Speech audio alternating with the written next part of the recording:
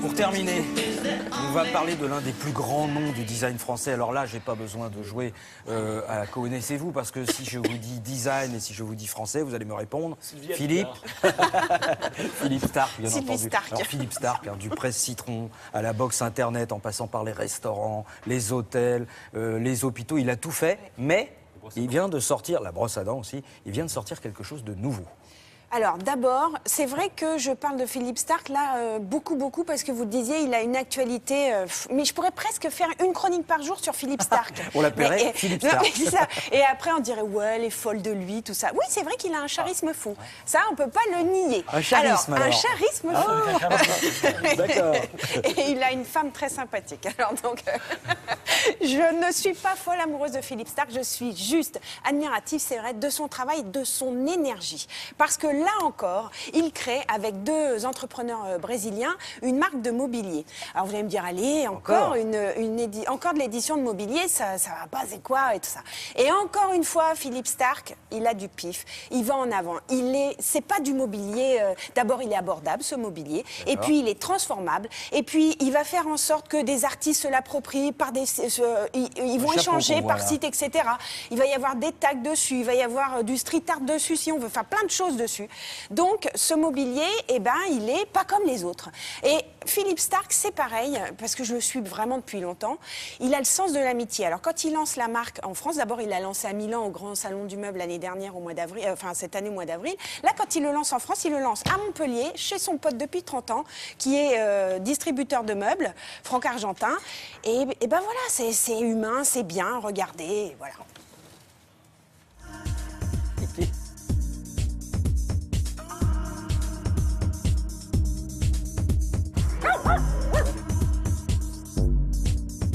C'est un mobilier divers, des chaises, des tables, des choses comme ça, que vous voyez d'ailleurs ici. C'est la première fois que je le vois installé, d'ailleurs, ça me fait plaisir. TOG, en fait, c'est une partie de All Creators Together. C'est pour dire qu'on est tous des créateurs. L'idée, c'est comment réconcilier le produit industriel issu de la tête, de l'ordinateur, de la machine, de l'automatisme, donc qui est en théorie sec, et la main. La main, le savoir-faire empirique, le talent, la fantaisie, la sueur. Je prends cette chaise-là, je dis, cette chaise-là, elle me plaît, j'ai les moyens de me la payer, c'est pas cher. Alors, je vois que dans le catalogue, j'ai 3 formes de dossiers. J'ai un ovale, j'ai un rectangulaire et j'ai un horizontal. Alors, je vais dire, tiens, je vais me prendre un ovale, un de chaque. Tiens, ça m'amuse de prendre chaque. Je m'aperçois qu'il y a 6 couleurs de chaque. Donc, une multitude de possibilités créatives. Je compose moi-même. Et c'est pas de la démagogie, c'est une réalité.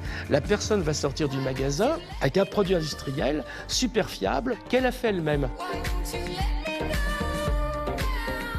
Je pense que chaque personne qui a le bonheur de travailler devrait travailler sur des règles éthiques très strictes, qui ont ça, le respect de l'autre.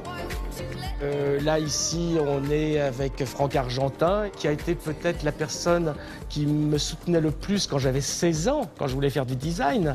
Maintenant, j'ai 100 ans de plus. Et on est toujours là, ensemble à travailler, la longévité dans les relations.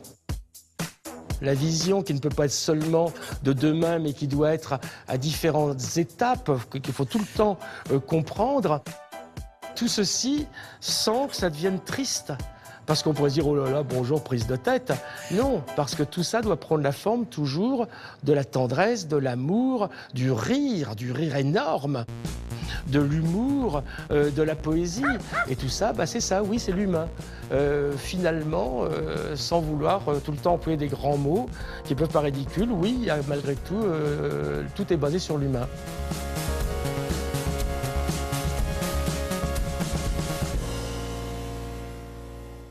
Alors vous me disiez, il a effectivement du pif. Pourquoi? Tout simplement parce qu'il est à fond dans la personnalisation, Oui. c'est ça? Et oui, là, il a compris qu'à l'heure de la mondialisation, où on peut avoir tous le même mobilier, lui, il propose du mobilier où on peut changer les assises, où on peut aussi customiser les choses. Enfin, voilà, ça, c'est une tendance qui est un petit peu dans l'air du temps, mais lui, il y va à fond là-dedans. Donc, et puis surtout, c'est quelqu'un qui a une énergie incroyable. Il s'arrête pas. Enfin, c'est vrai, quand je vous dis que je pourrais le suivre tous les jours, je peux le suivre tous les jours. Alors, là, en ce moment, il y a la FIAC, vous en parliez, et le design et les métiers d'art, eh bien, ils profitent aussi de cet événement.